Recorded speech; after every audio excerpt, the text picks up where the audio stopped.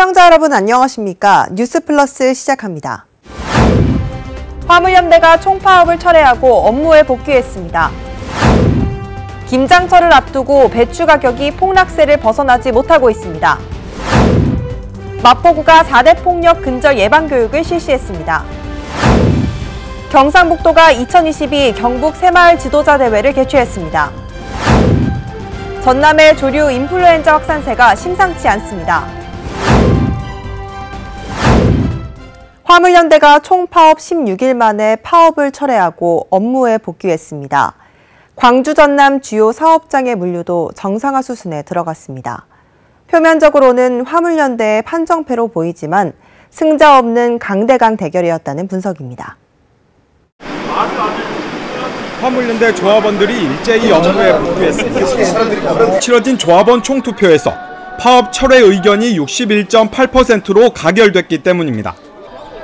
광주는 파업 철회가 63%, 전남은 56%였습니다. 이에 따라 광주 기아차와 여수 석유화학 산단, 포스코 광양제철소 등 광주 전남 주요 사업장 물류운송도 정상을 회복하고 있습니다. 기아차 신차와 여수 석유화학 공장 등의 생산품 적치 공간이 한계에 달한 상황에서 파업이 철회되면서 생산량 감축이라는 파행은 빚어지지 않았습니다. 생산품을 쌓을 공간이 크게 줄어서 생산을 줄일 우려까지 있었는데요. 그러면 피해가 엄청 커지거든요. 파업이 끝나서 참 다행입니다. 파업 철회의 배경을 두고 민주당이 정부 여당의 안전운임제 3년 연장안을 받아들이면서 화물연대가 총파업을 이어갈 명분을 얻기 어려웠다는 분석이 나옵니다. 여기에 화물연대 일부 조합원들이 파업 도중 비조합원에 대한 새총 발사, 협박 등의 불법 행위를 일으키면서 상당수 국민들의 신뢰를 잃었다는 점도 파업 철회의 배경으로 꼽힙니다. 반면 정부가 지난 6월 안전운임제 지속 추진을 화물연대와 합의하고도 강경 대응을 이어가면서 화물연대가 파업에 돌입할 수밖에 없는 상황을 불러일으켰다는 지적도 있습니다. 합의 문구 사항 중에 하나가 지속 추진하겠다라는 정부의 약속이 있어서 지난 6월 총파업 때 화물연대는 파업을 철회하고 업무에 복귀한 사실이 있습니다. 법률 개정안 주도권을 가진 민주당도 12월 말 안전운임제 폐기가 예정돼 있었는데도 사실상 손을 놓고 있다가 폐기 직전에서야 정부 여당안을 수용했다는 점에서 상황을 방치했다는 책임을 피하기 어렵다는 분석입니다. 선 복귀 후 대화 입장을 고수한 국토부가 파업에서 복귀한 화물연대를 상대로 적극적인 대화에 나서지 않으면 또다시 갈등은 재점화할 가능성이 높아 보입니다. 본격적인 김장철을 앞두고 배추 가격이 폭락세를 벗어나지 못하고 있습니다. 생산량은 늘고 소비가 준 탓인데 농민들의 시름이 깊어지고 있습니다. 도매 시장에 쌓여있는 겨울배추. 경매를 앞두고 농민의 표정은 밝지 않습니다. 배추값이 뚝 떨어졌기 때문입니다. 차 운임치하고 못하고 자기가 또 인건비 또 둘이 해야 돼. 둘이 한나야 할래. 그러니까 인건비 지나면 없지 이제. 요즘 농협에서 배추 한 망은 3,980원에 거래되고 있습니다. 평년 가격 5,480원에 비해 27% 넘게 떨어졌습니다. 지난해 이맘때 가격은 7,800원으로 절반 가까이 하락한 겁니다. 재배 면적이 늘면서 생산량이 많아졌고 가을과 겨울 배추가 함께 출하되고 있습니다. 공급량 급증은 배추값 폭락을 부추기고 있습니다. 생산량이 증가가 되다 보니까 소비자들이 좀 전에 배추가 비쌌다 보니까 그런 좀 소비 심리가 위축이 된 것 같습니다. 배추 공급량은 꾸준히 이어질 것으로 보여 당분간 오름세로 돌아서기는 쉽지 않을 것으로 보입니다. 김장철 대목을 앞두고 배추값 폭락을 바라봐야 하는 재배 농민들의 시름은 깊어지고 있습니다. 수도권 소식입니다. 마포구는 안전하고 건전한 근로 환경을 조성하기 위해 주기적으로 폭력 예방 교육을 시행하고 있습니다. 특히 4대 폭력 근절 예방 교육도 실시했는데요. 마포구는 앞으로도 폭력 근절을 위해 힘쓸 예정입니다. 지난 11월 28일과 30일 이틀간 마포구청 대강당에서 마포구 소속 근로자들을 대상으로 4대 폭력 예방 교육을 실시했습니다. 4대 폭력은 성희롱, 성매매, 성폭력, 가정폭력을 의미합니다. 한국여성의 전화 전문위원인 김영자 강사가 성희롱, 성매매, 성폭력 관련 법령 소개와 성인지 관점으로 폭력 바로 보기 등 건전한 가치관 함양에 대해 4시간에 걸쳐 강연을 진행했습니다. 박강수 마포구청장은 본격적인 교육이 시작되기에 앞서 직원들에게 직장이나 가정 내 건전한 성평등 문화 정착의 중요성에 대해 강조했습니다. 마포구는 앞으로도 직장 내 폭력 근절과 안전한 근무 환경 조성을 위해 노력할 예정입니다. 마포구가 모든 체육관의 문을 항상 열 계획입니다. 이를 위해 운영 방식을 개선 중이며 내년 초부터 연중 개방이 가능할 것으로 보이는데요. 그동안 체육 기회를 얻지 못한 구민들에게 좋은 기회가 될 것으로 보입니다. 마포구가 16개 동주민센터 내 생활체육관과 5개 구립체육관을 365일 연중 개방합니다. 먼저 평일 오전 9시부터 오후 6시 사이에 운영 중인 동주민센터 체육공간은 주말과 공휴일에 이용 가능합니다. 이때 무료로 이용할 수 있습니다. 선착순인 만큼 이용을 희망하는 단체는 12월 16일까지 마포구청 체육진흥과로 문의하시기 바랍니다. 구립체육관은 휴관일이 없어지고 자유이용일로 변경됩니다. 정상 운영일은 기존 체육시설과 프로그램으로 이뤄지고 자유이용일은 현장에서 1일 사용권을 구매해 이용할 수 있습니다. 박강수 마포구청장은 생활체육관 연중 개방은 구민들의 체육활동과 여가활동 기회를 늘리고 체육 증진에 기여할 것으로 기대한다고 말했습니다. 광역시 소식입니다. 대전의 멋과 매력, 아름다움을 담아낸 사진작품을 만날 수 있는 전시가 대전 근현대사 전시관에서 펼쳐집니다. 대전시가 대전의 다채로운 멋과 매력을 발굴하기 위해 진행한 2022 대전관광사진 전국공모전 수상작품을 선정했습니다. 이번 공모전에는 총 78명, 324점의 작품이 출품됐으며 금상, 한밭수목원의 봄, 은상, 행복한 시간, 동춘당 나들이, 동상, 대청호 수변공원, 분수공원 인파, 달밤 소풍을 비롯해 가작 5점, 입선 39점이 수상의 영예를 안았습니다. 선정된 우수작은 12월 8일부터 16일까지 대전 근현대사 전시관을 시작으로 12월 19일부터 31일까지 대전시청 1층 로비, 2023년 1월 1일부터 31일까지 신세계백화점 대전 홍보관 등에서 순회 전시할 예정입니다. 한편 대전시는 이번 공모전 수상작품을 시민들과 공유하고 지역문화관광 홍보에 적극 활용할 계획입니다. 이장우 대전시장이 효평마루 개소식에 참석해 대청호를 대표하는 새로운 생태놀이터의 탄생을 축하했습니다. 2021년 문화체육관광부 공공디자인으로 행복한 공간 만들기 사업으로 재탄생한 대청호 생태놀이터 효평마루가 문을 열었습니다. 효평마루는 지역 주민의 추억과 사연, 생태환경과 문화가 어우러진 공간으로 1997년 폐교한 대덕구 효평분교를 리모델링해 조성했습니다. 주요 시설은 해마루, 자연을 느끼며 오감놀이를 할 수 있는 생태놀이터, 지역 주민들이 직접 농사지은 농산물과 먹거리를 만날 수 있는 효평장터 등입니다. 한편 이번에 개소한 효평마루는 전 세대를 위한 생태놀이 공간이자 지역 주민들의 커뮤니티 장소, 대청호를 대표하는 생태 관광 거점으로 지역 경제 활성화에 도움이 될 것으로 기대됩니다. 대구시가 제59회 대구 경북 무역의 날의 행사를 열고 수출의 탑을 달성한 기업과 수출 유공 포상 기업인들을 격려했습니다.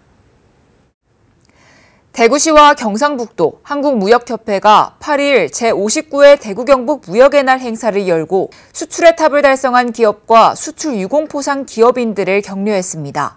대구 경북 지역은 수출의 탑 118개 기업, 정부 수출 유공 44명, 지역 수출 유공 36명이 수상의 영광을 누리게 됐습니다. 대구 지역 수출은 어려운 세계무역 환경 속에서도 전국에서 유일하게 수출 증가율 2자릿수를 기록하며 1위를 달성했고 올해 수출액은 사상 최대치인 106억 불을 달성할 것으로 예상됩니다. 홍준표 대구시장은 세계적 경기 침체라는 악재 속에서도 괄목할 만한 성과를 낸 지역 기업인들에게 감사의 인사를 전하고 지역 기업들이 성장할 수 있도록 정책적 역량과 노력을 집중하겠다고 말했습니다. 강원도 소식입니다. 평창군 농업기술센터 대회의실에서는 2022년 와우미탄의 성과보고회가 열렸습니다. 와우미탄은 미탄면에 거주하고 있는 5명의 청년이 구성한 협동조합으로 미탄면의 잘 보존된 자연과 건강한 농특산물을 기반으로 주민 여행사를 운영하고 있습니다.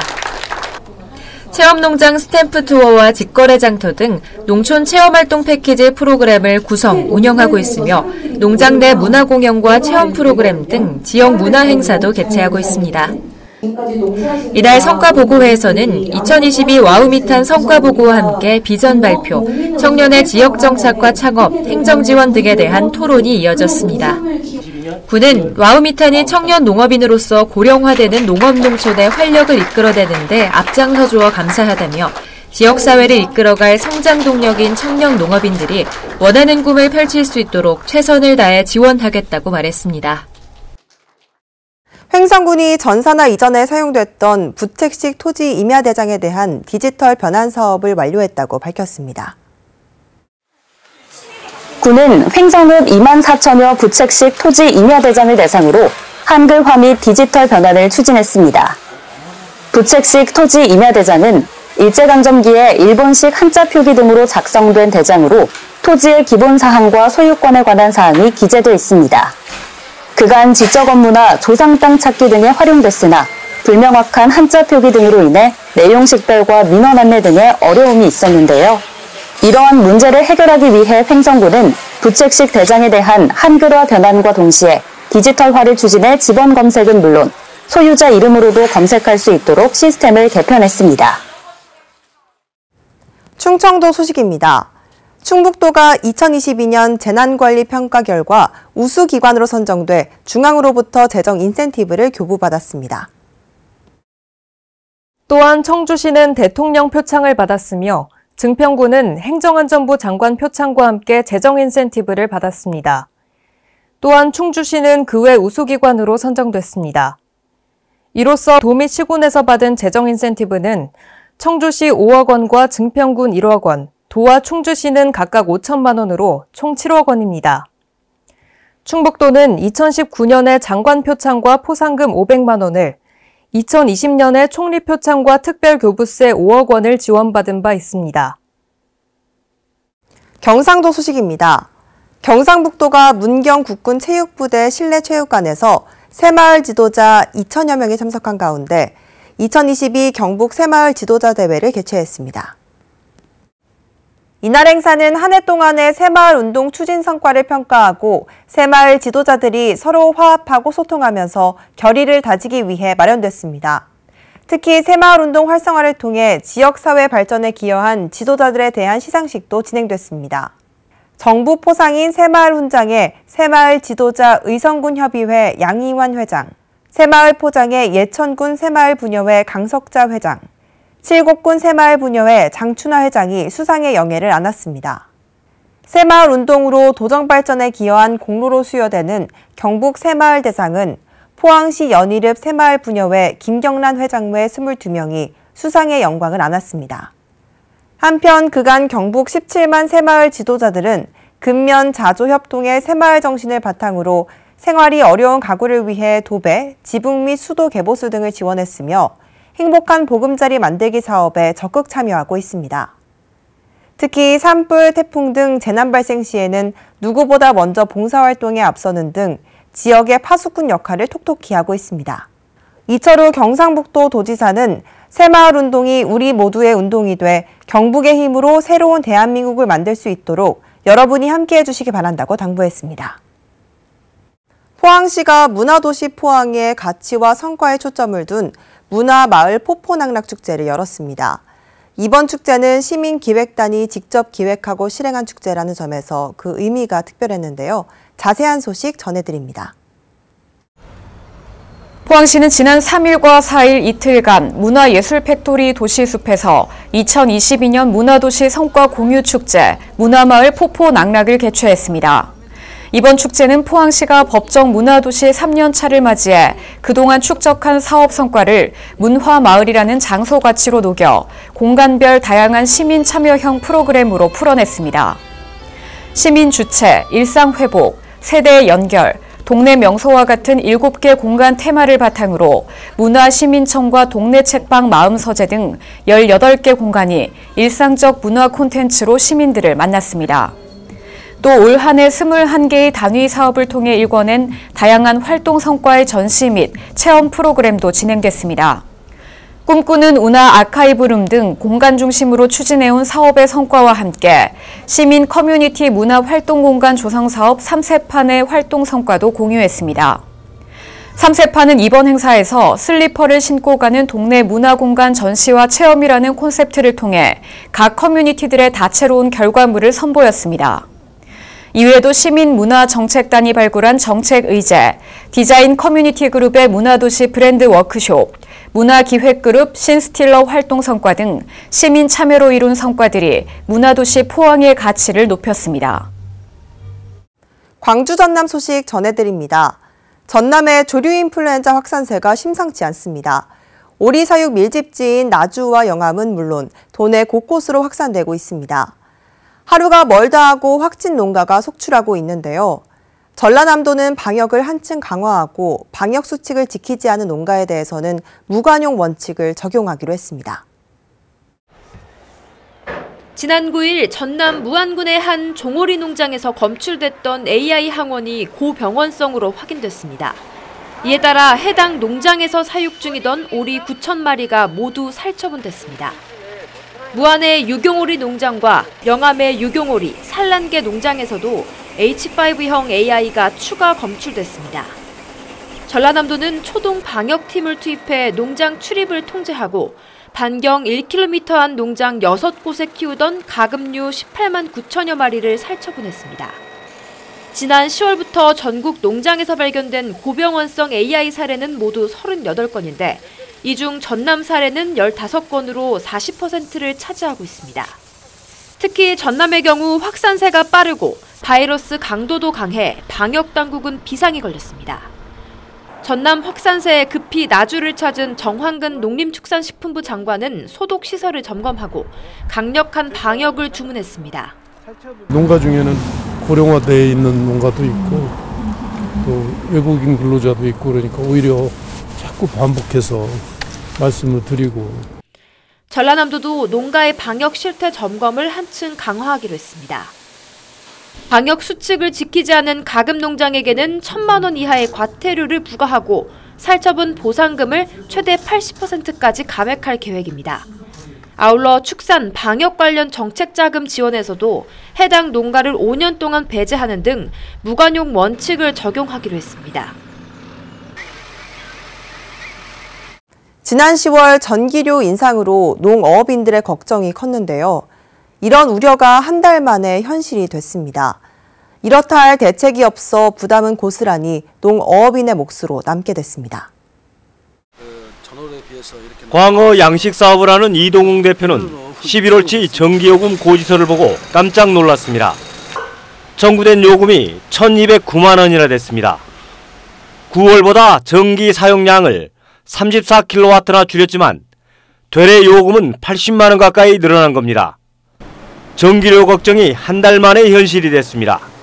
전기요금이 이렇게 점점 증가돼서 청구가 되니 사업에 굉장히 어렵고 상당히 부담이 됩니다. 지난 10월 용도에 상관없이 전기료가 일괄 인상되면서 농어업인들이 직격탄을 맞고 있습니다. 지역 농어민들이 추가 부담해야 하는 전기요금은 연간 150억 원, 전국적으로는 수천억 원에 이를 전망입니다. 전남도는 전기요금 인상 차액에 대해 국비 지원과 전기요금 인상률 조정을 중앙정부에 건의했습니다. 하지만 내년도 정부 예산안에 425억 원만 반영될 전망이어서 큰 도움을 주진 못할 것으로 보입니다. 요걸 예를 들면 100% 해줄 수도 있고 50% 해줄 수도 있고 이렇잖아요. 경우에 따라서. 일단 그 국비 이렇게 지원되는 걸 좀 봐봐야 됩니다. 특단의 대책이 없는 한 전기요금 인상에 따른 농어업인들의 고통은 갈수록 커질 것으로 보입니다. 대구광역시의 신공항 건설 조건이었던 군의군 편입이 국회 상임위를 통과했습니다. 군공항 이전을 담은 대구 신공항 특별법도 마무리 단계를 걷고 있는데 함께 속도를 맞추기로 했던 광주 군공항 특별법은 해당 상임위 소위도 통과하지 못한 상황입니다. 경상북도 군위군이 내년 7월부터 대구광역시로 편입됩니다. 군위의 신공항을 건설하기 위한 지역 주민들의 요구로 국회 행안위를 통과해 올해 내로 본회의 통과가 유력합니다. 대구 경북 통합신공항 특별법도 국회 국토위에서 문구 조정까지 마치고 상임위 통과를 앞두고 있습니다. 이대로라면 연내 본회의 통과도 가능해 보입니다. 국토위 전문위원실에 가서 저희 세부 문구 조정까지 지금 하고 있거든요. 거의 이제 마무리 단계에 다 와서. 하지만 국방위에 상정된 광주 군공항 특별법은 속도를 따라가지 못하고 있습니다. 당론으로 채택됐다고는 하지만 당초 목표로 했던 올해 내 통과는 사실상 어렵습니다. 대구의 상황을 지켜본 뒤 내년 상반기 통과를 목표로 법안 심사에 대응해야 하는 상황입니다. 대구와 광주가 함께 군공항 이전을 원활하게 할 수 있는 법안을 통과시킬 수 있는 그 어느 때보다도 좋은 기회다라고 생각합니다. 이전 후보지 선정에 있어서도 한평 등 일부 지자체에서 관심을 보이고 있지만 국방부 검증과 주민 동의 등 거쳐야 할 단계가 많습니다. 광주와 대구가 군공항 특별법을 함께 통과시키자고 손을 맞잡은 만큼 이번 기회를 살리기 위해 광주시가 좀 더 속도를 내야 한다는 지적입니다. 여수시가 12월부터 빅데이터 기반 스마트 예측 행정 시스템 내부 서비스를 제공합니다. 스마트 예측 행정 시스템은 여수시의 맞춤 데이터와 지도를 융합한 정책 지도를 말하며 사회경제와 시정 현황 등 다양한 분야에서 분석 자료로 활용될 수 있는 시스템입니다. 여수시는 지난달 10일 시스템 시연회를 마쳤으며 최종 보완을 거쳐 12월 중 내부 서비스를 제공할 계획입니다. 집값이 급락하면서 집주인들이 매도보다는 버티기에 돌입하면서 전월세로 돌리는 사례가 늘고 있습니다. 이에 서울 주요 지역 전셋값은 크게 하락하는 추세인데요. 역대급 물량과 시세보다 저렴한 전세 매물이 나와 있어 입지 좋은 지역을 시세보다 낮은 가격으로 볼 수 있습니다. 다만 이럴 때일수록 집값이 전셋값보다 낮아지는 깡통 전세 대비책이 그 어느 때보다 중요한 상황입니다. 이상 뉴스 마칩니다. 시청해주신 여러분 고맙습니다.